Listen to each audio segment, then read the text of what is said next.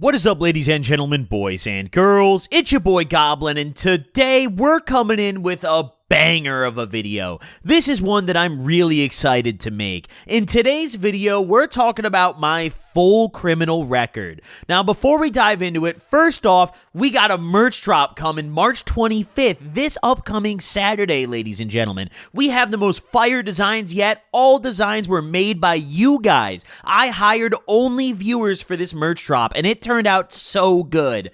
Also, YouTube just demonetized my entire channel again, so make sure you pull up to the merch drop. Hey, Code Goblin is still active for 20% off until Saturday at 4:20 p.m. Central. If you guys want to get that 20% discount, pull up, check out the site, grab some stuff, enter Code Goblin at checkout. Without further ado, let's dive right into the video. Now, there's a couple things I want to clarify about this video. First off, I'm not going to be including super minor stuff. Now, what I classify as minor stuff is things such as speeding tickets, or I got pulled over and had a small amount of weed on me. We're going to talk about the significant events in this video, because if I covered each and every one of my little traffic court incidents, we would be here for probably an hour and a half. So we're just going to cover the major moments where I got arrested, where I got charged with serious things, or got caught for otherwise doing serious things. We've got 5 separate arrests that we're going to talk about today, and then a little honorable mention that I didn't really think counted because it got dismissed in court. But we're going to start out with my first ever time getting into legal trouble. And this incident, I actually did not get arrested for. It's funny because I didn't even remember that this was the first thing I did for a long time, because I recently, not super recently, but in the past year or so, got a Freedom of Information Act request fulfilled to get all of my old legal documents. That's why this video exists today. I'm going to even show you guys a couple little snippets from them, but I can't show much because there's a lot of personal info on these things. I mean, it shows my address, dude. It shows my middle name, for Christ's sake. But either way, so this first incident happened when I was younger, and I went and stole some liquor from a grocery store near me. And we're not going to tell the full story of any of these incidents, but just a brief little summary. So I went to a grocery store and I had stolen some liquor and thrown it in a backpack and left. Now, apparently, the security at the store noticed me doing this on the cameras, and they took the video because I looked young. At the time, I was 16, and I was wearing my school outfit and my school backpack, and I just put the liquor in my bag and left. So I guess they sent this video of me stealing to all the schools in the area, and someone at my school recognized it. The school resource officer recognized it, aka the in-house Jake, right? He recognized it. So they pulled me into the office, and funny enough, when they pulled me in, I was wearing the exact same outfit as I was in the video stealing the liquor. So I folded pretty much immediately. I just admitted to, I was like, yeah, that's me, I mean, I'm not even, head to toe, even the shoes, bro, the exact same fit. So there was no getting out of that one. So I was like, yeah, you know what? I did it. I was pretty stupid. I was young, but I never got arrested for this. What ended up happening was I got trespassed from the store, so I couldn't come back, and I had to agree to pay for the liquor, which I did end up doing, which I think was pretty fire. Essentially, they just sold me liquor underage and told me don't come back. Fair trade. Now, my second arrest here happened the same year in 2015. Or not my second arrest, but my second run-in with the police, I guess you could say. My second significant one. This happened in 2015, and some of you OG viewers might remember this story. Back when me and my friends went and broke into some garages. Now, for a long time, I thought that this was the first incident that I had, but when I went and looked at the dates on the police reports, I realized that I had it mixed up, and this was actually the second time that I got into trouble. This time, I still kind of got out of it scot-free, but me and 2 other friends rode around in my car at night and went into open garages. We hit 3 different garages, and we took golf clubs, we took a leaf blower, a bunch of random stuff. The golf clubs were probably worth a decent amount of money. Now, what ended up happening here is I had gone home, I'd brought the golf clubs back home. We'd all kind of distributed the loot, if you will. And a cop showed up at my house the next day. So I didn't answer the door or anything, but I called my friend and I was like, yo, man, the cops came, they came to my house. I didn't answer the door. They left pretty quickly. And he was kind of freaking out on the phone. Now, he told me that his mom overheard the conversation and took him to the police station. That's what he always told me. When I read the police report, I found out that he he actually told. Like, he got scared because the cops came and told his mom everything, and she then took him to the police station and got us all in trouble, right? So I essentially found out my friend snitched on me. However, I wasn't really that mad about it. I mean, we're still friends if I'm being real. Listen, I don't follow street code, dude, all right? I play World of Warcraft, man.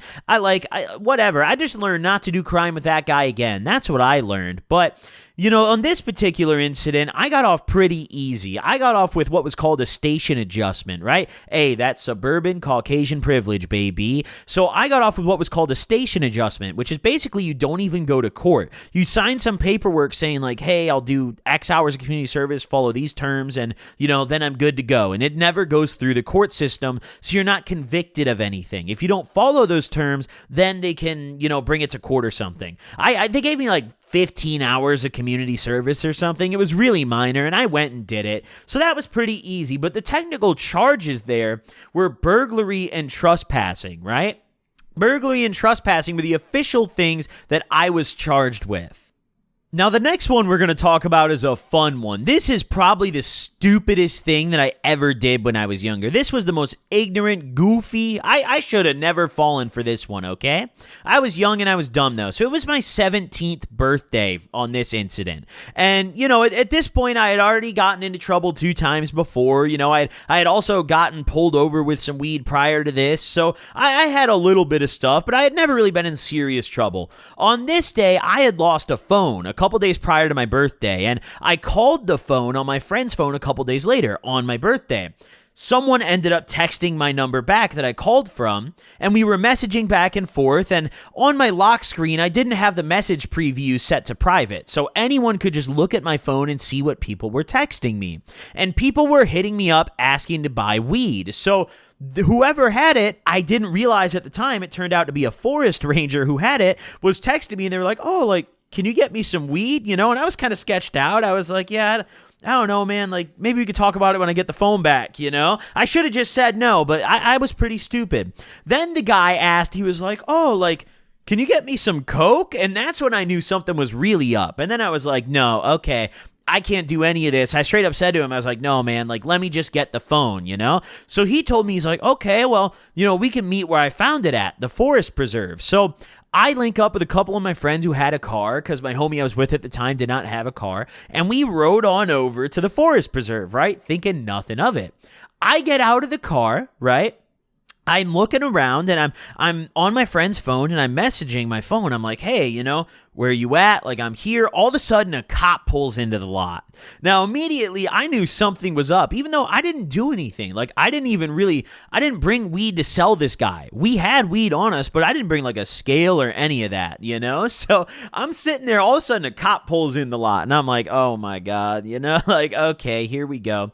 So, this cop gets out, and I'm standing there, and I already kind of knew that they were probably there for me, because the text messages had sketched me out so hard. I was already kind of tripping, you know? Thank God I wasn't stupid enough to actually try to like serve some weed here, you know? I didn't bring a scale. We had like not even an eighth. We had like 2 grams among everyone I was with, right? But either way, this cop pulls in and they get out of their car and they start like asking me some stupid ass questions. They're like, oh, like, we're here for a lost dog. And I immediately was tripping out. I knew, I was like, yo, these guys are about to put my ass in cuffs any minute. I didn't even really do anything yet, but I was just tripping.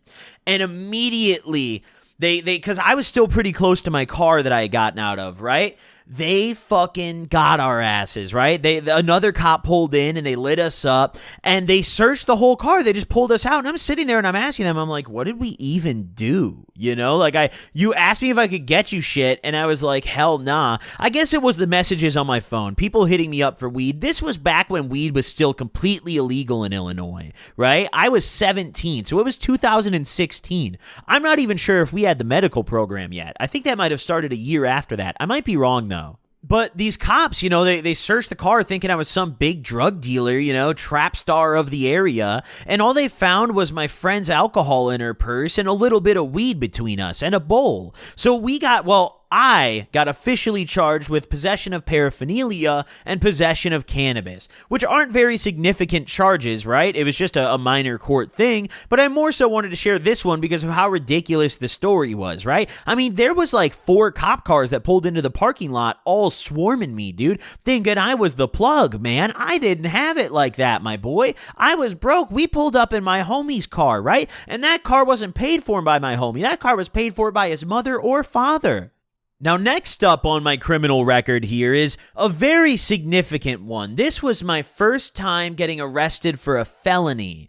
I've never committed a violent crime before. I'm not really that kind of person, but this was, I guess you could say, a kind of different realm for me. Now, I had gone into a Walmart, and some of you guys might recall, I've made videos about this incident, but I went into a Walmart and I stole a bunch of video games. I took a plastic tote, put it in a cart, opened it, filled it up with the games in the clearance bin, back when they used to have that in every Walmart ever, and I would just close the tote, scan the barcode on the outside, and leave.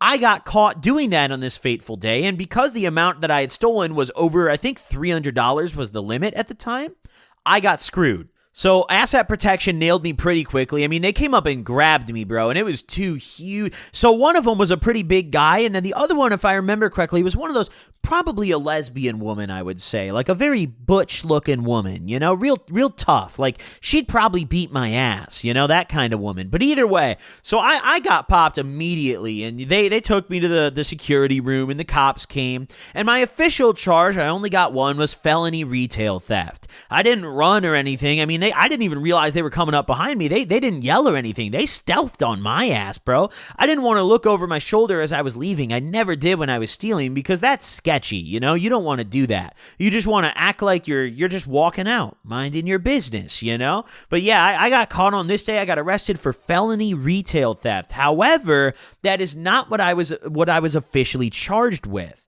Now, I had a pretty decent lawyer. My parents helped me out with that because I was originally probably going to end up going to jail. I mean, at this point, I had a decent amount of stuff that I had done, you know, and this was a pretty serious thing. I mean, this was a felony. I had the prior burglary thing, despite it still being a station adjustment and not having to go to court, that still was on my record. They could still see that, right? And that influenced their decisions. So they mentioned that when I was reading these papers I had gotten from my Freedom of Information request, they had mentioned those priors, you know, as their decision to charge me with the felony of retail theft. And they were trying to originally just send me straight to juvie from my holding cell. But they ended up calling my parents, and I guess my mom convinced them to let me go stay on house arrest at my grandma's house because my mom's house wasn't in the county I got arrested in, so I couldn't stay there. Later that night, I ended up sneaking out of her window and going to the grocery store to steal some liquor.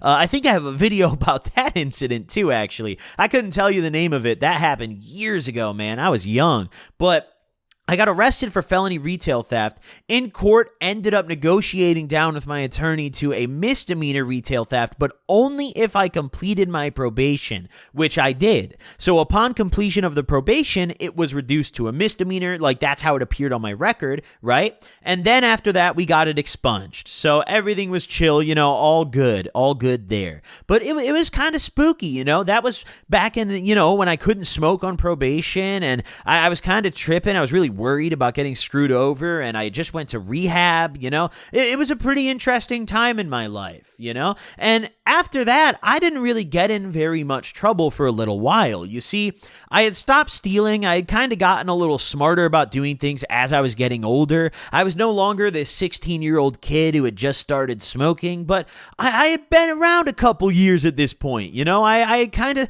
been doing this stuff for a little while, gotten a little less stupid with it. Not saying that I wasn't an idiot that made plenty of mistakes, but, you know, I stayed out of trouble for a couple of years after this incident. That is, until the next one we're going to talk about. Now, the fifth one that we're going to talk about today, and this is the final one until our honorary mention, but the final official one, is my DUI that many of you guys probably know about. Now, this is the offense, this is the part of my criminal record that probably impacted my life the most, right? I mean, it completely flipped my shit upside down. I got kicked out of my parents' house. I was on my ass.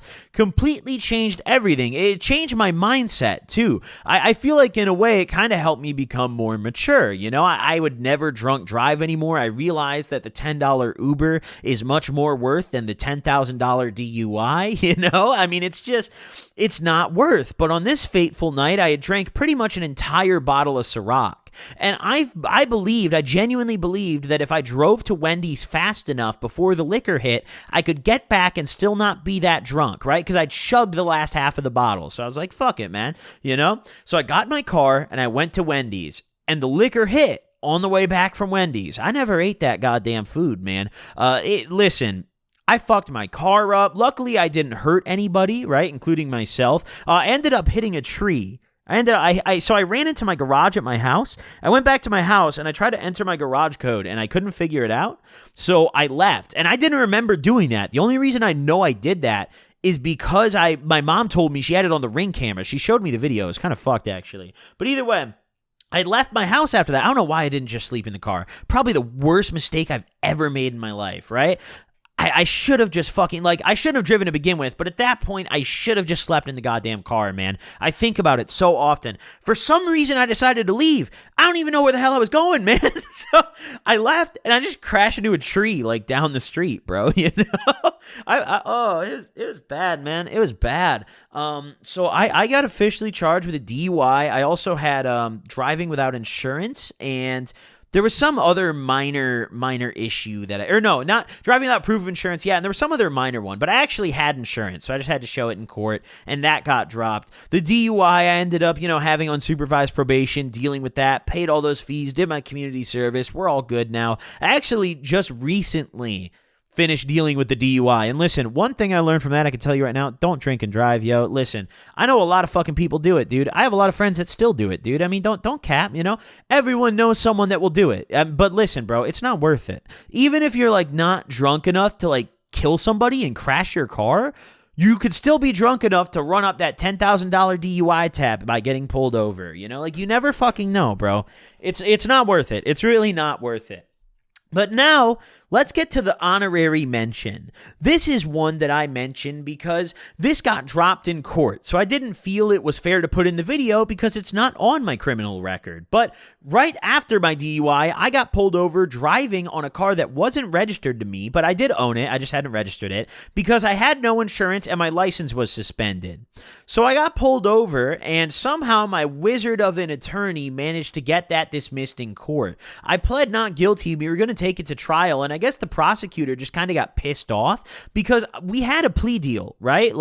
The prosecutor and my attorney and I had reached an agreement. I signed the paperwork. It got to the judge, and the judge was like, well, this guy has a record. He's been on court supervision, numerous times. Why should I give it to him again? And he threw out the plea agreement. So the prosecutor just dismissed the case when we pled not guilty. I was like, okay, we're pleading not guilty. And I guess the prosecutor was just like, fuck it, man. We're dismissing it. So, hey, that one was very, very fortunate, because if that didn't get dismissed, I would still be doing the community service. The last time that any of these things happened was 2019. My DUI and my driving on a suspended incident both happened in 2019. That was 4 years ago, man. But COVID happened almost immediately after, so it delayed the court process of all of this until very recently. I didn't finish up the court for that driving without insurance and driving without a license thing until August of 2022. That was 3 years later, ladies and gents. Listen, I've been a good little boy for the past 4 years, okay? I kind of got it together a little bit, okay? But hey, we have fun, all right? Don't get me wrong. We get drunk. We don't whip, we let the Uber whip, we let the dude whip, okay? Is it a DUI if you ride a bicycle drunk, by the way? I don't know. I would do that.